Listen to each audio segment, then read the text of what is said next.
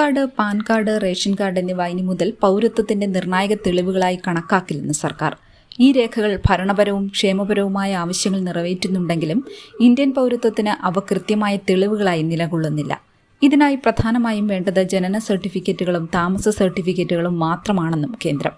എന്നാൽ unique identification authority of India Aadhaar കാർഡിനെ തിരിച്ചറിയൽ രേഖയുടെയും താമസരേഖയുടെയും തെളിവായി കണക്കാക്കുന്നു. പക്ഷേ പൗരത്വത്തിന്റെ രേഖയായി സ്വീകരിക്കാറില്ല. ആധാർ കാർഡിന് മാത്രമല്ല പാൻ, റേഷൻ കാർഡുകൾക്കും ഇത് ബാധകമാണ്. പാൻ കാർഡുകൾ നികുതി ആവശ്യങ്ങൾക്കായും റേഷൻ കാർഡുകൾ ഭക്ഷണ ആവശ്യങ്ങൾക്കുമാണ് ഉപയോഗിക്കുന്നത്. അതിനാൽ ഇവയും പൗരത്വത്തിനുള്ള രേഖയായി സ്വീകരിക്കാൻ കഴിയില്ല. നിലവിൽ ജനന സർട്ടിഫിക്കറ്റുകളും താമസരേഖകളുമാണ് ഇന്ത്യൻ പൗരത്വം സൂചിപ്പിക്കുന്ന തെളിവുകളായി സ്വീകരിക്കുന്നത്.